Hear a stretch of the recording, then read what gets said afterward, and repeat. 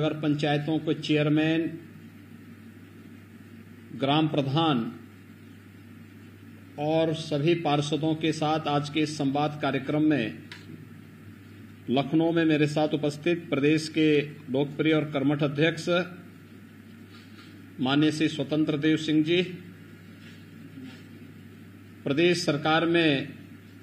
मेरे वरिष्ठ सहयोगी उप मुख्यमंत्री श्री ब्रजेश पाठक जी,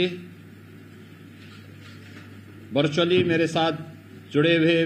प्रदेश सरकार के मेरे वरिष्ठ सहयोगी उप मुख्यमंत्री श्री केशव प्रसाद मौर्य जी, लखनऊ में मेरे साथ जुड़े हुए नगर विकास और ऊर्जा विभाग के मंत्री सरविंद कुमार शर्मा जी, वर्चुअली मेरे साथ यहां पर जुड़े हुए पंचायती राज विभाग के मंत्री चौधरी भूपेंद्र सिंह जी, भारतीय जनता पार्टी के प्रदेश के महामंत्री श्री अमरपाल मौर्य जी और उपस्थित सभी हमारे सम्मानित महापौर, चेयरमैन, पंचायत के हमारे ग्राम प्रधानगण, पार्षदगण, सभी माननीय सांसद, विधायक, क्षेत्रीय अध्यक्ष, जिलाध्यक्ष और अन्य सम्मानित पदाधिकारीगण और सभी हमारे प्रत्याशीगण और उपस्थित भाइयों बहनों, मुझे बहुत प्रसन्नता है।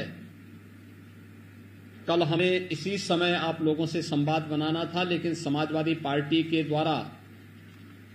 जो व्यवधान पैदा करने का प्रयास हुआ था, उसके कारण हम लोगों ने कुछ देर के लिए इसे स्थगित किया था और आज आपके साथ संवाद बना रहे हैं। अभी आपके सामने हमारे दोनों वरिष्ठ सहयोगी उप मुख्यमंत्री द्वय श्री केशव प्रसाद मौर्य जी का, श्री ब्रजेश पाठक जी का और प्रदेश अध्यक्ष श्री स्वतंत्र देव सिंह जी का महत्वपूर्ण उद्बोधन भी आपके सामने हुआ है। हम सब जानते हैं कि प्रदेश के अंदर 36 सीटों पर विधान परिषद के चुनाव वर्तमान में चल रहे हैं। इन 36 सीटों में से भारतीय जनता पार्टी 9 सीटों पर पहले ही विजय प्राप्त कर चुकी है और निर्विरोध भारतीय जनता पार्टी के प्रत्याशी यहां पर चुने गए हैं। शेष 27 सीटों पर चुनाव वर्तमान में चल रहे हैं। उत्तर प्रदेश जो देश का सबसे बड़ा राज्य है, उसके उच्च सदन के लिए यानी विधान परिषद के लिए इन 36 सदस्यों की एक बड़ी भूमिका होगी।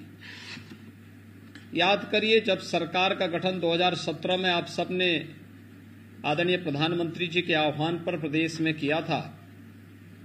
तब विधान परिषद में समाजवादी पार्टी का बोलबाला था और वह प्रदेश के विकास के हर कार्य में रोड़ा अटकाती थी, बैरियर बनने का काम करती थी। जैसे तैसे हम लोग उस समय विधान परिषद के अंदर प्रदेश के विकास के लिए, लोक कल्याण के लिए, गरीबों के उत्थान के लिए, नौजवानों के लिए, किसानों के लिए, मजदूरों के लिए, व्यापारियों के लिए, महिलाओं के लिए, समाज के विभिन्न तबकों के लिए लागू होने वाली योजनाओं को जैसे तैसे किसी प्रकार से पास करा पाते थे। लेकिन आज भारतीय जनता पार्टी विधान परिषद में भी बहुमत की ओर अग्रसर है और अगर ये 36 की 36 सीटें भारतीय जनता पार्टी जीतती है तो ये मान करके चलिए कि भारतीय जनता पार्टी के पास विधान परिषद में 2/3 से अधिक बहुमत होगा और भारतीय जनता पार्टी के पास विधानसभा और विधान परिषद में 2/3 से अधिक बहुमत के कारण भारतीय जनता पार्टी को प्रदेश के अंदर विकास के कार्यों को आगे बढ़ाने, विधान मंडल के अंदर किसी भी प्रकार की कोई परेशानी विकास के लिए, लोक कल्याण के लिए, गरीब कल्याण के लिए और पंचायत स्तर पर या फिर स्थानीय निकाय स्तर पर विकास की योजनाओं को द्रुत गति से आगे बढ़ाने में किसी प्रकार की फिर कोई भी व्यवधान हमारे सामने नहीं रहेगा और इसलिए हमारे लिए बहुत महत्वपूर्ण है ये 36 सीटों पर विजय प्राप्त होना। मैं धन्यवाद दूंगा उस क्षेत्र के सभी मतदाताओं को जिन्होंने 9 सीटों पर पहले ही भारतीय जनता पार्टी के प्रत्याशियों को निर्विरोध चुनाव जिता करके और उन सीटों को भारतीय जनता पार्टी की झोली में डाला है। यानी 36 में से 9 जीतना, यानी 25% सीटों पर 1/4 सीटों पर हम पहले ही जीत चुके हैं। शेष 3/4 सीटों पर 27 सीटों पर हमें चुनाव के माध्यम से विजयश्री का वर्ण करना है और इसी के लिए मैं आप सबका आह्वान करने के लिए आया हूं। आप सब जानते हैं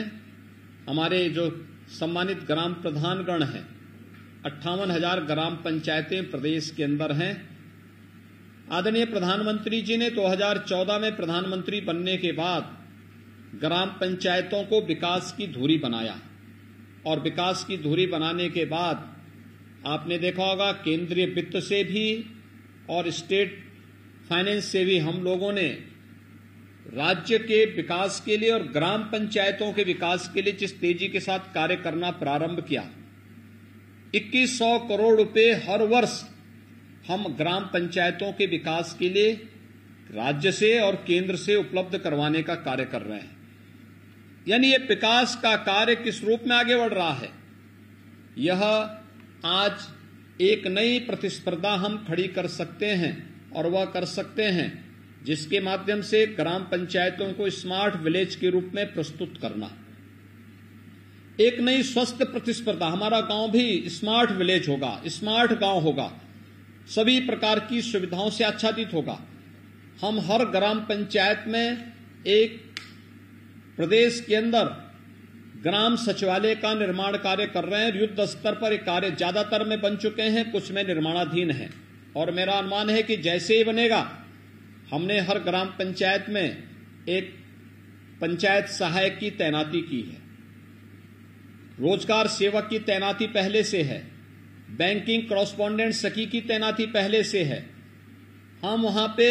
वाईफाई की सुविधा या ऑप्टिकल फाइबर की सुविधा भी देने जा रहे हैं और ग्राम पंचायत के अंदर ही गांव से जुड़ी हुई सभी प्रकार की समस्याओं का समाधान का मंच हमारे ग्राम प्रधान के नेतृत्व में प्राप्त हो सके, इसके लिए एक व्यवस्था राज्य सरकार के द्वारा हर ग्राम पंचायत के अंदर व्यवस्था बनाई जा रही है। आखिर गांव का व्यक्ति बैंक से जुड़ी अपनी समस्या के लिए बैंकों में क्यों खड़ा रहेगा? बैंकिंग कॉरेस्पॉन्डेंट सखी गांव के बुजुर्गों की, गांव की महिलाओं की, गांव से जुड़ी हुई सभी बैंक से जुड़ी हुई समस्या का समाधान ग्राम सचिवालय के अंदर ही करेगा। बिजली का बिल हो या कोई भी ऐसे अन्य बिल, ग्राम सचिवालय में ही इनको जमा करने की व्यवस्था करवाएंगे। और मूल निवास प्रमाण पत्र हो, आय प्रमाण पत्र हो, जन्म तिथि प्रमाण पत्र हो या जो भी अन्य इस प्रकार के जाति प्रमाण पत्र हो, दिव्यांग सर्टिफिकेट हो, ये सभी चीजों को धीरे धीरे करके हम ग्राम सचिवालय के अंदर ही इसको बनाने की प्रक्रिया के साथ जोड़ रहे हैं। और हम लोगों ने तो आपने देखा होगा पहले कार्यकाल के दौरान ही ग्राम प्रधानों के अधिकार को बढ़ाया। हम लोगों ने कहा कि अगर आरईएस का जेई या येई आपके गांव में आने में उसको कठिनाई है, समय लगता है, नहीं आ पा रहा है, ब्लॉक से आपके पास इंजीनियर आने में कठिनाई है, आपको हमने सुविधा दी है कि आप इम्पैनल्ड इंजीनियर्स में से किसी को भी बुला करके अपना गांव की पूरी विकास की कार्य योजना को आगे बढ़ाने में अपना योगदान दे सकते हैं। हमने आपके कार्य के दायरे को बढ़ाया, मानदेय को बढ़ाने का कार्य भी किया और साथ ही साथ एक व्यवस्था और भी बनाई कि आवश्यकता पड़ती है तो सुरक्षा की बीमा कवर भी हर पंचायत प्रतिनिधि को उपलब्ध करवाने का कार्य भी प्रदेश सरकार ने आपके लिए प्रारंभ किया है। और इस दिशा से एक सरकार जो सकारात्मक सोच के साथ विकास के इन कार्यक्रमों को आगे बढ़ाई है, उस सरकार के द्वारा न केवल जनता जनार्दन ने अभी हमें 2/3 बहुमत से प्रदेश के अंदर आदरणीय प्रधानमंत्री जी के नेतृत्व में पूर्ण बहुमत की सरकार बनाकर के दिया है,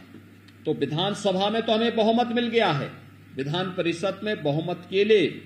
ये 36 सीटों पर भारतीय जनता पार्टी के प्रत्याशियों का विजयश्री होना यह अत्यंत महत्वपूर्ण है और इसके लिए मैं आपका आह्वान करने के लिए आज यहां पर उपस्थित हुआ हूं। भाइयों बहनों, ऐसे ही आपने देखा होगा नगरीय क्षेत्रों में भी व्यापक परिवर्तन लाने का काम हुआ। हमारे 17 नगर निगम है।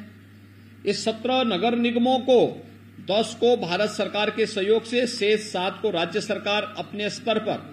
स्मार्ट सिटी के रूप में आगे बढ़ाने का कार्य कर रहा है। स्मार्ट सिटी में अमृत योजना के अंतर्गत हमारे यहां कार्य चल रहा है। और यही नहीं, प्रदेश के अंदर पंडित दीनदयाल उपाध्याय नगरीय विकास योजना के माध्यम से भी हम नगर पंचायतों को और भी आगे न केवल उसको अधिकार दे रहे हैं, बल्कि उनके समग्र विकास की एक ठोस कार्य योजना को आगे बढ़ाने का काम भी कर रहे हैं। मेरा आप सबका से आह्वान होगा, अगर स्मार्ट सिटी मिशन के अंतर्गत, अमृत योजना के अंतर्गत या राज्य सरकार के द्वारा जो सुविधाएं आपको उपलब्ध कराई जा रही हैं, इन सुविधाओं को सरकार ने बिना भेदभाव के हर एक स्तर पर पहुंचाने का काम किया। और उसी में आपका आह्वान करने के लिए आज मैं और मेरे सभी सहयोगी आपके साथ आए हैं। आज हमारे साथ माननीय सांसद भी जुड़े हैं, माननीय विधायकगण भी जुड़े हैं, हमारे मंत्रीगण जुड़े होंगे। मेरा उन सबसे आग्रह होगा, अगले 4-5 दिन का समय हम अपने अपने क्षेत्रों में जो हमारे पार्टी के द्वारा अधिकृत प्रत्याशी हैं, इन सभी प्रत्याशियों को विजयी बनाने के लिए पूरी रणनीति बना करके और विधान परिषद में भी पूर्ण बहुमत का हम सबके पास समर्थन हो, इसके लिए उन्हें विजयश्री उपलब्ध कराने की दिशा से उस प्रकार की रणनीति स्थानीय स्तर पर पार्टी के द्वारा बनाई गई रणनीति के तहत हम कार्य करें। और जितने भी हमारे चुने गए जनप्रतिनिधि हैं, माननीय सांसद, माननीय विधायक, जिला पंचायत के माननीय सदस्य, क्षेत्र पंचायत के माननीय सदस्य, ग्राम प्रधान, चेयरमैन, महापौर, पार्षद, ये सभी ग्राम प्रधान, ये सभी लोग मिलकर के फिर से भारी बहुमत के साथ, अभी आपने 10 मार्च को जो परिणाम दिया है, इस परिणाम ने एक बार फिर से देश और दुनिया के सामने भारतीय जनता पार्टी के डंके को मजबूती के साथ आदरणीय प्रधानमंत्री जी के नेतृत्व में स्थापित करने का काम किया है। और हम एक बार फिर से इस बात को साबित करें कि भारतीय जनता पार्टी ही प्रदेश के विकास के विजन को लेकर के आगे बढ़ी, भारतीय जनता पार्टी ही इस लक्ष्य को आगे बढ़ाने का कार्य कर सकती है। और इस दिशा से मेरा आप सबसे अनुरोध होगा कि 9 अप्रैल को ये चुनाव होने हैं और 9 अप्रैल के पहले अपनी पूरी कार्य योजना बना करके हर एक सीट पर भारतीय जनता पार्टी जीते, इसको मजबूती के साथ लागू करने की तैयारी हमारी होनी चाहिए। और इसके लिए मेरी अपील होगी आप सभी से। आप सब जानते हैं कि 75 में से 67 सीटों पर जिला पंचायत अध्यक्ष भारतीय जनता पार्टी के हैं।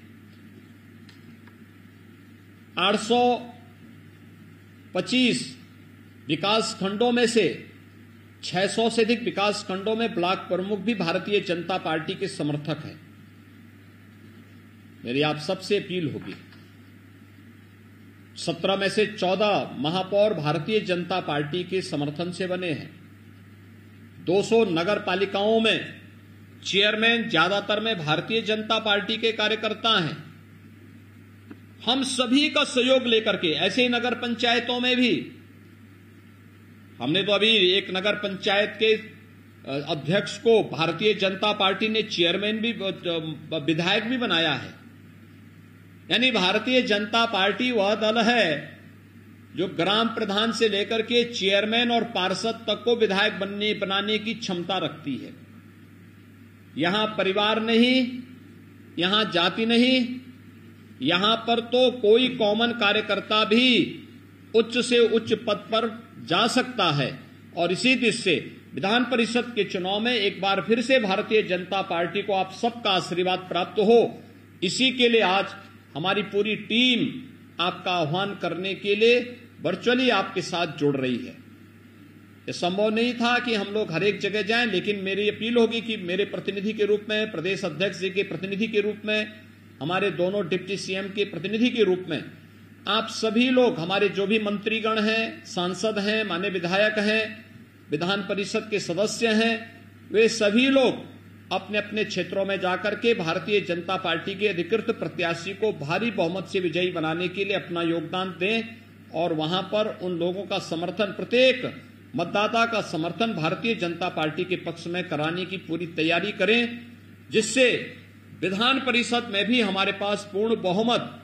हो और प्रदेश के विकास के लिए, प्रदेश में गरीब कल्याण के लिए, प्रदेश में लोक कल्याण के लिए चल रहे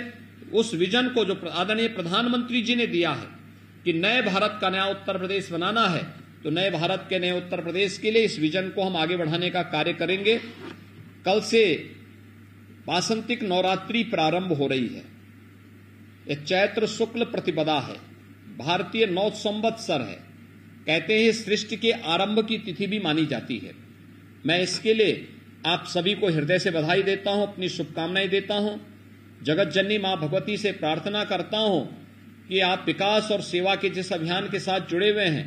ये मजबूती के साथ आपके जीवन को और भी यशस्विता प्रदान करे। इस विश्वास के साथ मैं एक बार फिर से आप सबका आह्वान करता हूं कि भारतीय जनता पार्टी के अधिकृत प्रत्याशियों को उन सभी सीटों पर जहां चुनाव 9 अप्रैल को होने हैं, आप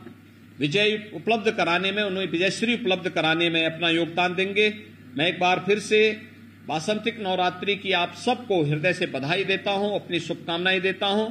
बहुत बहुत धन्यवाद। बहुत बहुत धन्यवाद माननीय मुख्यमंत्री जी।